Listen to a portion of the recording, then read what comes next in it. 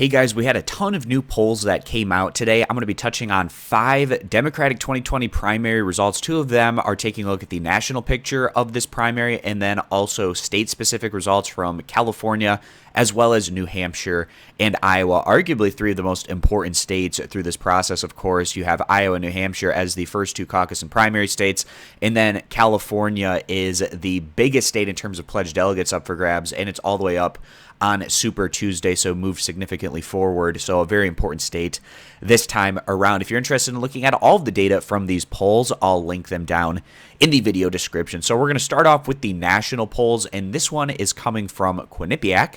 And we have a sample size here of 651 registered voters.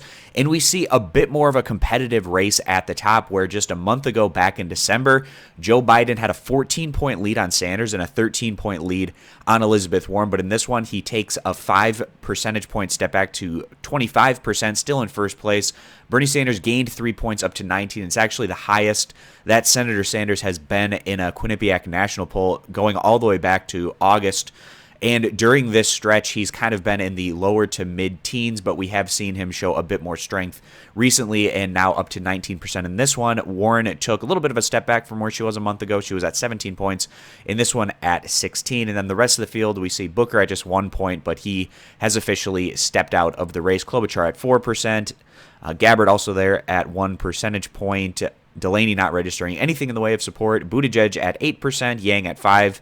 Bloomberg there at 6%. Everyone else is at 1 percentage point or less. Now moving over to the IBD poll, and this has been a resource that hasn't been quite as bullish for Senator Sanders as it has been more specifically for somebody like an Elizabeth Warren, and we can see that how the polls have been shaping out from this resource over recent months. And the sample size here, very small, so take it with a grain of salt. It's 333 registered voters, very small for a national poll. And we can see in this one, Biden in first place at 26%, unchanged from where he was in December. Warren able to bounce back a bit in this one, up to 20%. We can see historically with these IBD polls, she has polled quite a bit better than her national numbers as a whole. As we see in September, she was at 24, October at 27. In November, she was at 23, but then she took quite a big step back in December down to 14, able to rebound a little bit in this one up to 20, whereas they've been really low on Sanders, and consistently he has polled below his national averages in these IBD polls, where he was at 12% in August and September, just 10% in October, then 13 in November, 18 in December, and this one at 15 percentage points. And then we have Pete Buttigieg at 9%, and then Bloomberg registering 7 percentage points. Now I want to take a look at 3 state-specific polls. We're going to start here with California, and extremely positive news for Bernie Sanders, where the poll that was taken here from this California poll, and this one was done by the Public Policy Institute of California, sample size of 530 likely voters.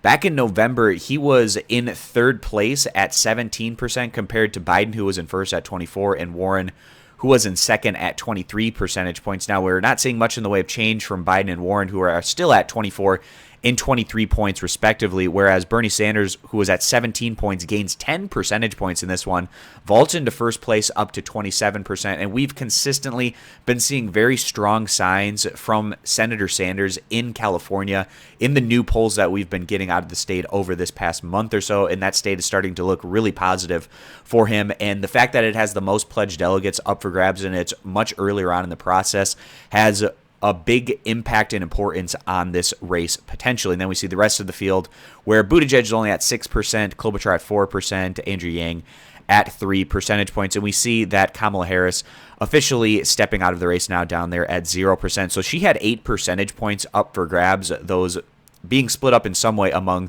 the rest of the candidates. It looks like perhaps Bernie got a decent amount of that support going towards him with how well he was doing in this particular poll. Now, just a couple more polls left here. Moving on to this one. This one is from RKM Research and Communications, Franklin Pierce, Boston Herald, and NBC. This one is out of the state of New Hampshire, and Biden is leading the way in this one at 26 percentage points. Bernie Sanders close to around 22% in second place. And then we see Bloomberg at 4.4%, but that's not all that important given the fact that he's not on the ballot in New Hampshire. So these outlets that are doing polls in the state of New Hampshire, it probably would be in the best interest of everyone if they didn't even include Bloomberg, because that's 4.4 percentage points. That could be up for grabs among the rest of these candidates, so Bloomberg isn't on the ballot. And then we see Buttigieg there at right around 7 percentage points, Tulsi Gabbard at 3.7, Klobuchar at 2.3. And if I can find Elizabeth Warren here, she was at 17.5, and Tom Steyer, who was at 1.8, Andrew Yang at 2.1 percentage points. So you might be interested in the change that we had from the prior poll out of New Hampshire from this resource. And Biden 2 percentage points stronger from where he was in that prior result. That was back in October. Sanders unchanged, but Elizabeth Warren fell back 7 percentage points. That was the biggest change that we had in this one. Also, Buttigieg falling back a couple of points to 7%. And then just one more poll here, and this one is from Monmouth out of the state of Iowa.